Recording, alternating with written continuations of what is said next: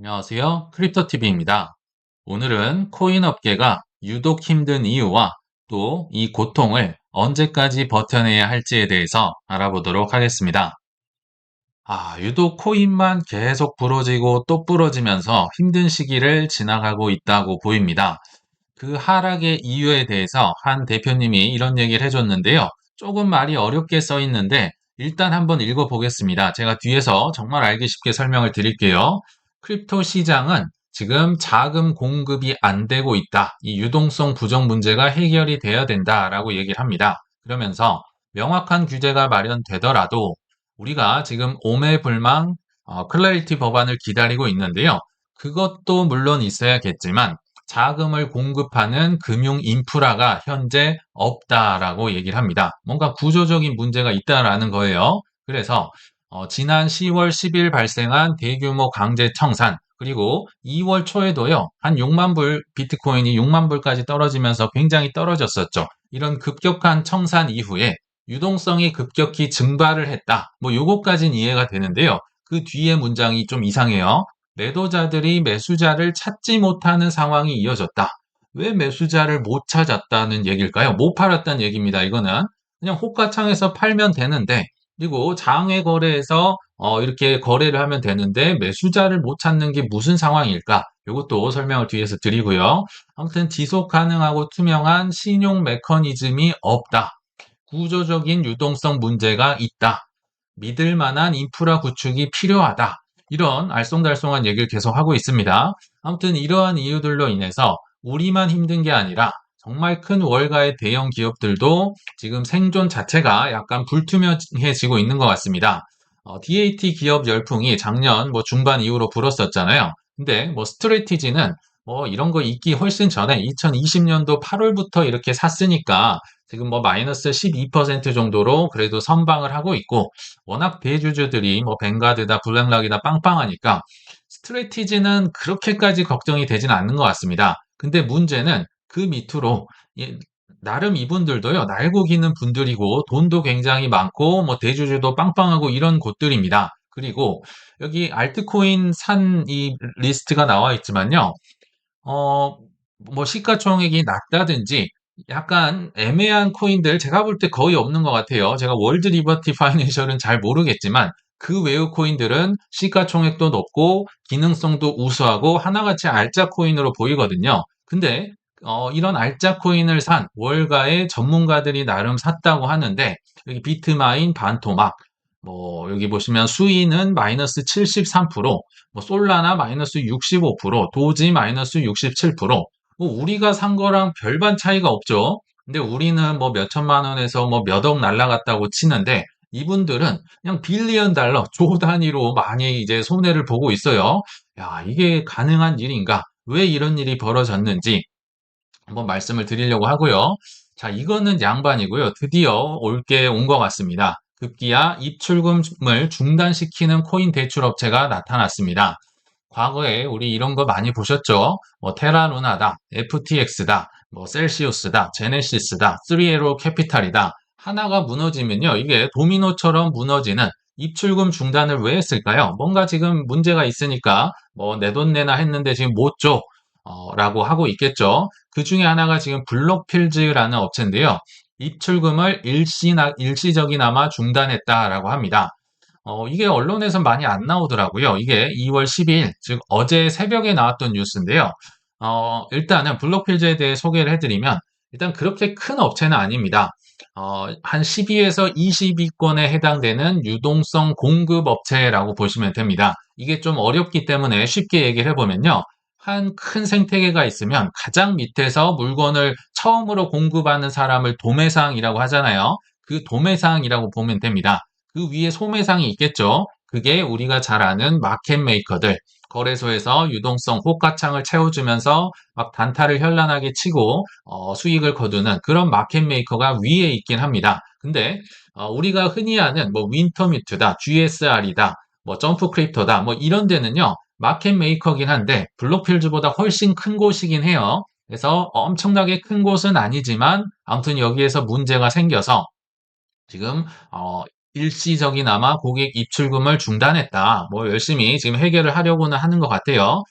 그러면서 현물과 파생상품 거래 서비스는 유지를 하고 있는데 뭐 언제 이제 열지는 아직 밝혀지지 않았다. 여기 대해서 좀만 더 알아보면요. 그래도 나름 2018년도에 설립이 된 그러니까 크립토 겨울을 두 번이나 난 베테랑 기업인 거는 분명해 보입니다. 그리고 한 4,400만 달러 정도를 이제 유명한 분들에게서 유치를 받았었는데요. 그 중에 하나 주요 투자자가 CME 벤처스, 우리가 다 아는 CME 선물 거래소 있잖아요. 아니면 서스퀘어나 글로벌 퀀트의 이제 가장 최정점에 있는 기업이고요. 넥소라는 이제 코인 대출 플랫폼 이런 데서 투자를 한 아주 크지도 않은데 아주 작지도 않은 그런 업체라고 보시면 되거든요. 근데 의문점이 생기잖아요.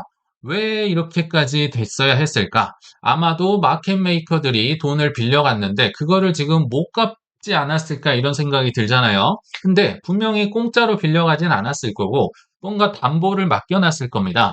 코인을 팔아서 현금화를 하면 될 텐데 왜 이렇게 힘든 상황에 처해졌는지 이제 쉽게 설명을 드려보겠습니다. 저는요, 코인이 아직은 제도권 밖에 있다는 게 이럴 때마다 실감이 나고 있는 것 같습니다. 예를 들어 볼게요. 작년 뭐 10월이라든지 올해 2월 초에 비트코인이 반토막이 났었죠. 12만 6천 불까지 있다가 뭐 6만 불로 떨어졌다. 그러면 알트코인은 어떻게 됐을까요? 비트코인만 담보로 해서 맡겼다면 그나마 또 괜찮았을 겁니다. 이 방어력이 있으니까. 근데 담보로는 비트코인만 맡기지는 않습니다. 뭐 이더리움 아까 봤던 솔라나 뭐 도지 뭐 하이퍼리퀴드 이런 거를 담보로 맡기고 돈을 빌렸을 건데요.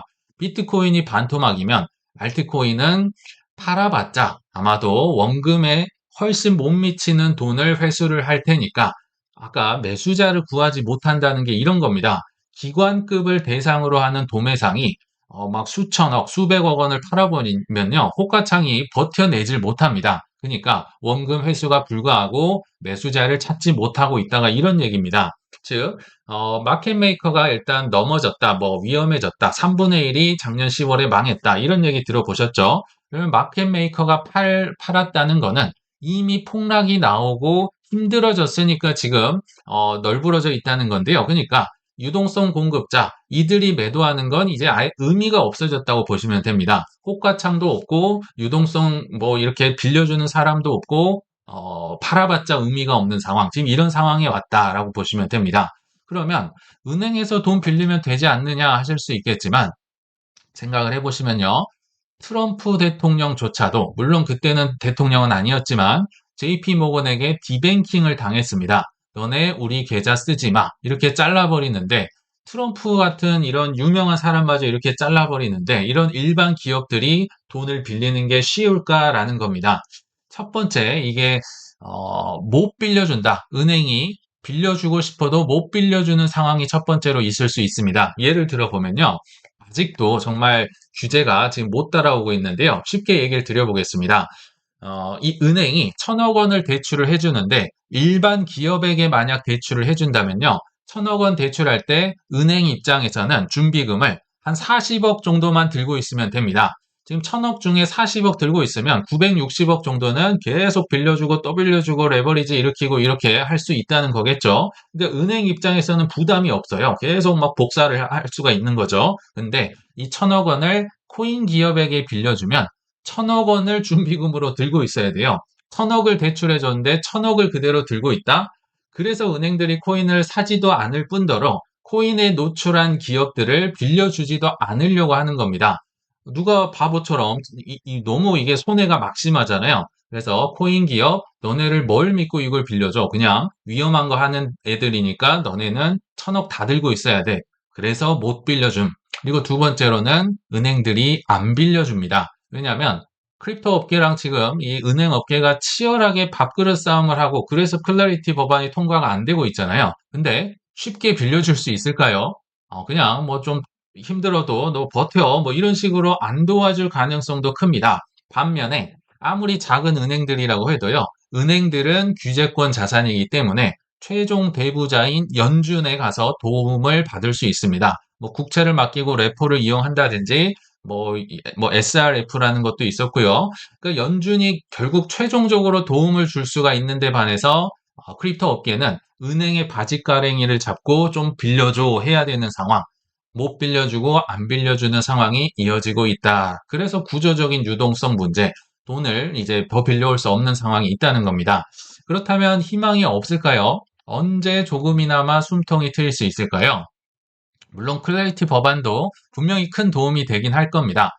이게 뭐냐면 결국은 크립토 기업들이 은행의 대우를 받을 수 있다. 뭐 대출도 그렇고요. 굉장히 규제권 내로 들어오기 때문에 좋은 건 알겠는데 이게 언제 통과가 될지 불분명합니다. 스콧 베센트 재무장관은 한 뭐 봄쯤이면 처리가 돼야 된다라고 하지만 불분명하고요. 그리고 제가 계속 예전에 말씀드린 7월 4일 뭐 독립기념일을 전후로 한 이벤트들 뭐 여러 가지가 있었죠. 너무 멉니다. 그래서 지금 오늘 내일 하고 있는데 이거를 기다리기는 아마 숨통이 탁탁 막힐 것 같고요. 제가 볼 때는 그래서 그 중간쯤에 스콧 베센트랑 트럼프 대통령이 다리를 하나 놓지 않았나. 그게 이제 뭐냐면 SLR 규제 완화. 예전에 좀 많이 말씀을 드렸죠. 전통적으로 4월 달은 이제 세금을 걷어야 되고 해서 굉장히 유동성이 안 좋은 시기입니다. 그래서 유동성 규제를 완화하는 시점을요, 4월 1일로 잡아 놓은 것 같습니다. 요게 이제 가장 가까이에 있는 좀 유동성이 많이 올라갈 수 있는 이벤트라고 보시면 되는데 한번 복습을 해보도록 하겠습니다. 이 SLR 규제 완화가 뭐냐? 뭘 완화를 해준다는 거냐? 뭐 좀 100% 똑같진 않지만 그냥 자기 자본 비율을 이라고 보셔도 좋을 것 같아요.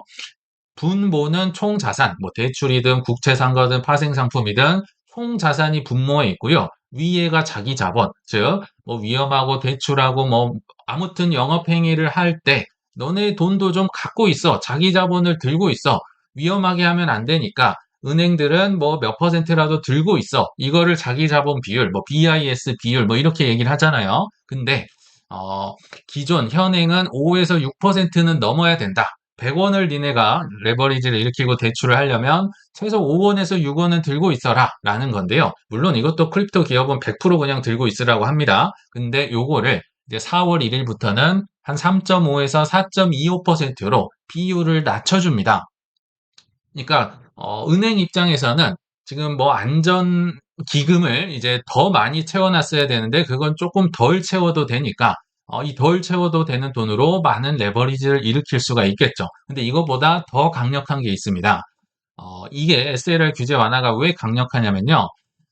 이 분모에 지금 국채를 제가 빨간색으로 표시를 했는데요. 국채랑 연준의 예치금은 분모에서 빼준다는 겁니다. 그러니까 아무리 많이 국채를 사도 분모가 늘어나지 않으면요. 원래는 이게 분모가 올라가서 이 자기 자본 비율 이게 떨어집니다. 떨어지면 위험해. 너네 더 채워놔 해야 될 거 아니에요. 근데 아무리 국채를 많이 사도 이거는 그냥 빵. 분모가 올라가지 않는다. 이 말은요. 국채를 아무리 사도 이 비율을 깎아먹지 않기 때문에 정말 무한대로 돈을 찍어낼 수 있는 효과가 나올 수가 있다는 거예요.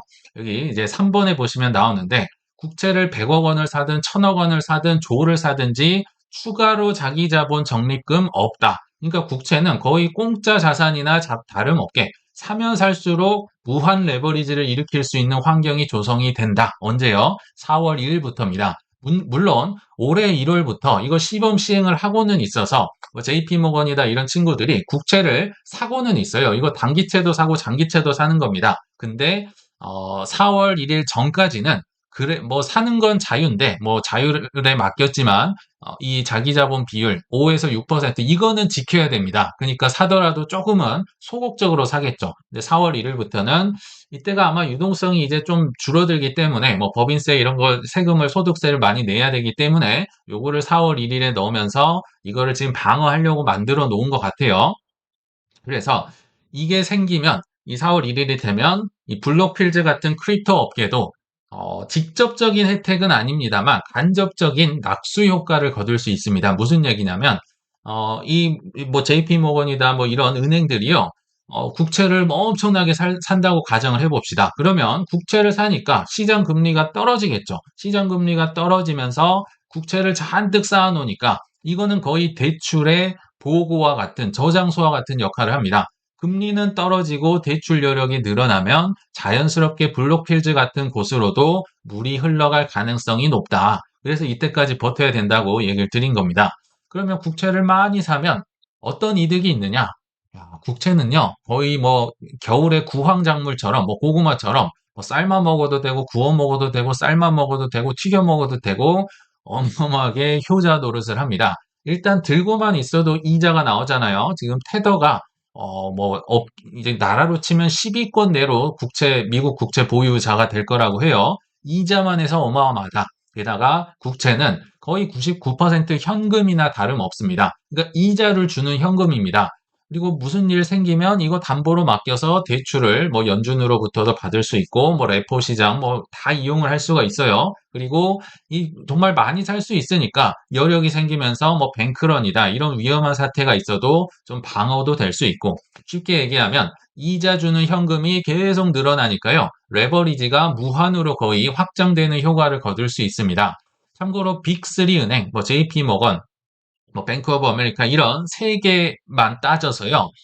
추가 대출 여력이 얼마나 생기는지 알아보니까 약 4조 달러가 불어난다고 합니다. 이것만 빅3만 해서 한 5,500조 원 정도의 추가 대출 효과. 그래서 제가 계속 말씀을 드렸지만 연준이 앞으로는 양적 완화를 하는 게 아니다. 너는 그냥 금리나 제때 내려. 대신에 재무부의 양적 완화가 나올 것이다. 민간 은행들을 동원하고 규제를 완화시켜서 이 은행들이 막 미친 듯이 국채를 사버리면 이게 양적 완화잖아요. 이거 연준에서 하는 게 아니라 재무부 양적 완화가 나올 것이다. 이런 의미로 보시면 좋을 것 같습니다. 그래서 이런 흐름을 좀 봤을 때요.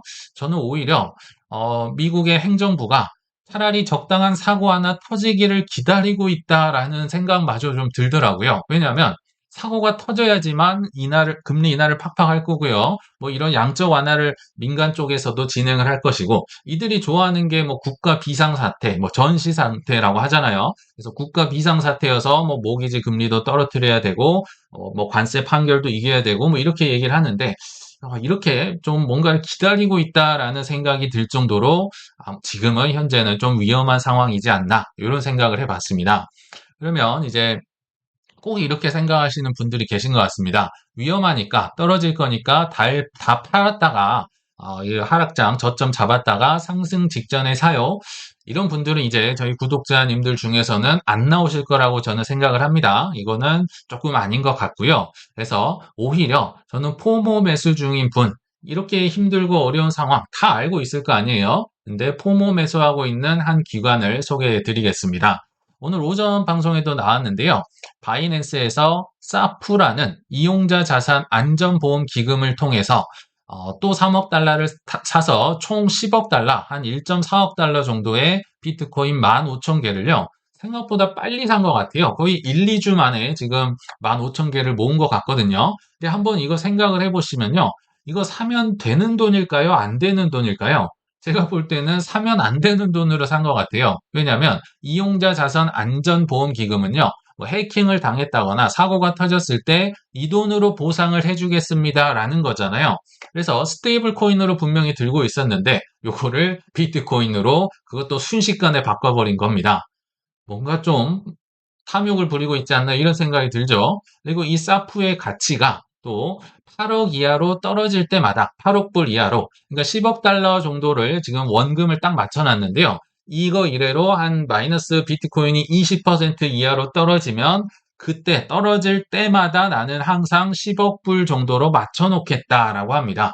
그러니까 떨어지면 떨어져 봐라. 내가 이거 계속 맞춰주겠다. 이런 얘기를 하고 있어요.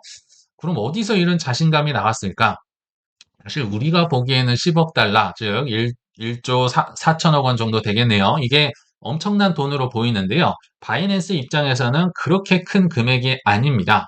10억 달러는요. 바이낸스가 들고 있는 전체 현금성 자산의 한 2% 정도 된다고 합니다. 이 고객 돈 다 뺀 겁니다. 현금성 자산의 2%. 그래서 이렇게 지금 자신감을 보이고 있구나. 바이낸스가 물론 지금도 욕 많이 먹고 뭐 그런 곳이긴 하지만 뭐든지 어떤 사업이든지 선구자, 뭐 투자도 마찬가지고요. 가장 먼저 했던 분들은 정말 엄청난 혜택을 봅니다. 돈이 정말 많구나. 아더에이즈도 마찬가지죠. 그렇게 투자를 못하고 하는데도요. 이 선물 거래소 비트맥스를 세계에서 처음으로 세계 1위로 반열에 올려놨기 때문에 그걸로 지금까지 먹고 살고 있다. 그래서 굉장히 지금 여유를 부리고 있다. 여력이 있구나. 이런 생각이 들고요. 제가 이게 얼마나 여유가 있는지를 다시 한번 소개를 해드리면요. 이 사프의 비트코인 평단가를 이들이 어떻게 맞춰놨냐면요. 66,666.66달러로 맞춰버렸습니다. 야, 이게 지금 어떤 상황이냐면요. 이 와중에 많이 뭐 바이더 딥은 바이더 딥이고요. 평단가를 666666으로 맞추는 여유까지 보이고 있다. 이거는 그냥 맞춘 거거든요. 누가 보더라도. 뭐 미국이나 이런 데선 6이 안 좋은 숫자인데요. 중국에서는 6도 좋은 숫자라고 합니다. 뭐 리우라고 해서 뭐 잘 흐른다, 뭐 잘 통한다, 뭐 이런 길조의 숫자라고 알려져 있다. 그래서 비싸게 샀을 때는 76,000불까지 샀는데 가장 싸게 산 건 64,000불. 그러니까 아래로 떨어지면서 지금 급격하게 산 거죠. 평단가를 맞추는 이 여유? 야, 이거 떨어지면 계속 산다고 하죠. 뭐 거의 뭐 방어하는 수호신처럼 이렇게 하는 게, 야, 이 참 대단한 친구들이구나. 그래서 이들의 앞으로가 어떻게 될지도 한번 지켜볼 필요가 있는데요. 여기서 제가 이걸 소개해드린 중요한 포인트는 워런 버핏의 말처럼 남들이 탐욕을 부릴 때 두려워하고 특히나 남들이 지금 두려워할 때 탐욕을 부리고 있다는 게 꽤나 인상적이어서 한번 소개를 해드려 봤습니다. 그래서 오늘 마지막 결론은요. 만약에 동트기 전이 가장 어둡다. 이게 믿겨지신다면 지금 내가 어떤 선택을 해야 될까? 오늘 오전반에 소개를 해드렸는데 한번 재밌어서 다시 한번 가져와 봤습니다. 이게 지금 국장의 분위기죠. 이재용 회장이 설명할 시간이 없어. 일단 우리 한번 달려보자. 이 업데이트가 된 것 같습니다. 회장님 믿고 탔습니다. 17만 전자였는데요. 제가 오늘 아침에 이거 업데이트 했습니다. 18만 전자도 찍었더라고요. 주주들 축제 반응이다. 근데요, 저는 정말 이런 거 농담이 아니고요. 정말 무섭습니다. 여기에 막 즐거워하고 그럴 수도 있겠지만 저는 정말 공포스럽다. 다시 한번 말씀을 드리고요. 이런 쪽으로 가야 할 것인가? 아니면 오늘 이제 블록필즈 소개를 해드렸기 때문에 야, 이게 또 뭐 성이 이렇게 기울고 있네요. 뭐 오늘 내일 하고 있고 뭐 연쇄 부도가 나는 거 아니야? 이거 다 틀렸어. 우린 끝났어. 뭐 이런 분위기 완전히 상반되고 있는 것 같은데요. 비관론이 극에 달해 있을 때 꾸역꾸역 추매하는 게 맞을지 또는 다른 재밌는 곳으로 떠나시거나 거기서 조금만 더, 한 번만 더를 외치시는 게 좋을지 한번 신중하게 판단해 보시길 바라면서 이만 마치겠습니다. 시청 감사합니다.